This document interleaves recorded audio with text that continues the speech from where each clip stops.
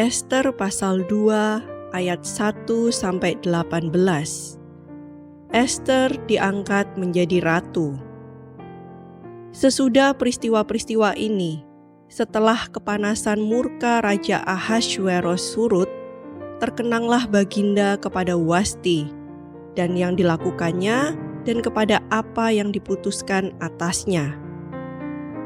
Maka sembah para biduan dan raja yang bertugas pada Baginda. Hendaklah orang mencari bagi raja gadis-gadis, yaitu anak-anak dara yang elok rupanya. Hendaklah raja menempatkan kuasa-kuasa di segenap daerah kerajaannya, supaya mereka mengumpulkan semua gadis, anak-anak dara yang elok rupanya di dalam benteng Susan, di balai perempuan, di bawah pengawasan Hegai, sida-sida raja, penjaga para perempuan. Hendaklah diberikan wangi-wangian kepada mereka. Dan gadis yang terbaik pada pemandangan raja, baiklah dia menjadi ratu, ganti Wasti. Hal itu dipandang baik oleh raja, dan dilakukanlah demikian. Pada waktu itu ada di dalam benteng Susan seorang Yahudi yang bernama Mordekai bin Yair bin Simei bin Kis, seorang Benyamin, yang diangkut dari Yerusalem sebagai salah seorang buangan yang turut dengan Yekonya Raja Yehuda.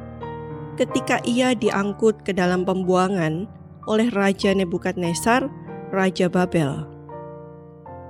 Mordekai itu pengasuh Hadasa, yakni Ester, anak saudara ayahnya, sebab anak itu tidak beribu bapa lagi. Gadis itu elok perawakannya dan cantik parasnya. Ketika ibu bapanya mati, ia diangkat sebagai anak oleh Mordekai. Setelah titah dan undang-undang raja tersiar dan banyak gadis dikumpulkan di dalam benteng Susan di bawah pengawasan Hegai, maka Ester pun dibawa masuk ke dalam istana raja di bawah pengawasan Hegai, penjaga para perempuan. Maka gadis itu sangat baik pada pemandangannya dan menimbulkan kasih sayangnya, sehingga Hegai segera memberikan wangi-wangian dan pelabur kepadanya, dan juga 7 orang dayang-dayang yang terpilih dari isi istana raja.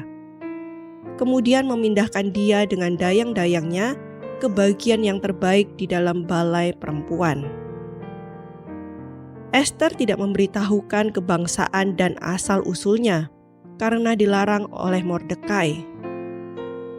Tiap-tiap hari berjalan-jalanlah Mordekai di depan pelataran balai perempuan itu untuk mengetahui bagaimana keadaan Ester dan apa yang akan berlaku atasnya.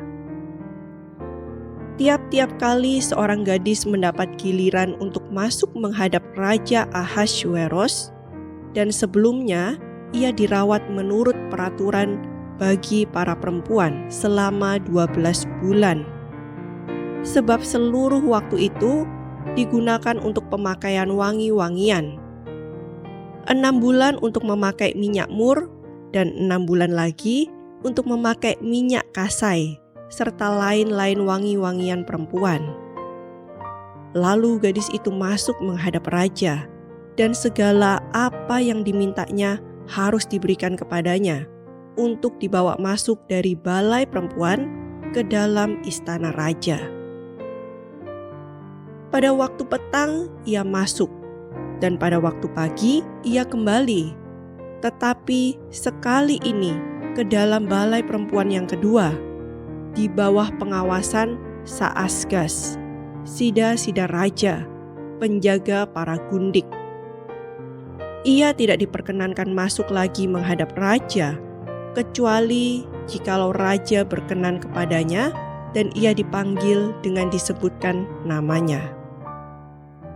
Ketika Ester, anak Abihail, yakni saudara ayah Mordekai yang mengangkat Ester sebagai anak, mendapat giliran untuk masuk menghadap raja, maka ia tidak menghendaki sesuatu apapun selain daripada yang dianjurkan oleh Hegai, sida-sida raja, penjaga para perempuan.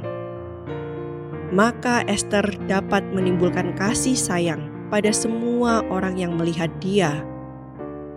Demikianlah Ester dibawa masuk menghadap Raja Ahasweros ke dalam istananya pada bulan yang ke-10, yakni bulan Tebet, pada tahun yang ke-7 dalam pemerintahan Baginda.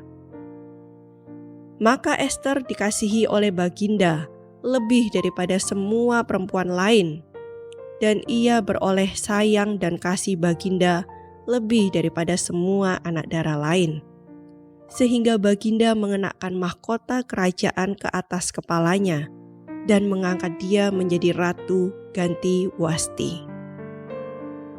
Kemudian diadakanlah oleh Baginda suatu perjamuan bagi semua pembesar dan pegawainya, yakni perjamuan karena Ester.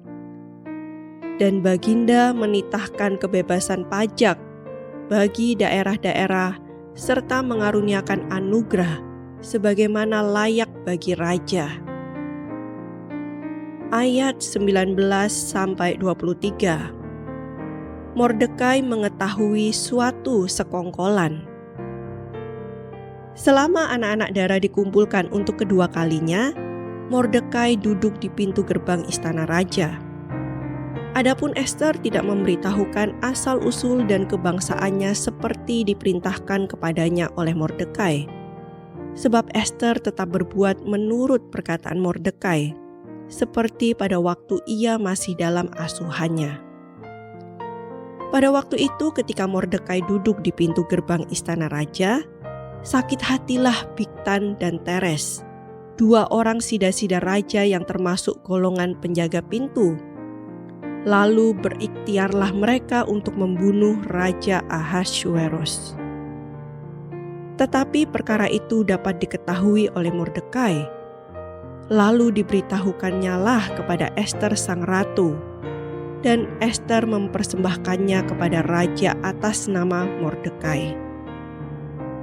Perkara itu diperiksa dan ternyata benar. Maka kedua orang itu disulakan pada tiang, dan peristiwa itu dituliskan di dalam kitab sejarah di hadapan raja.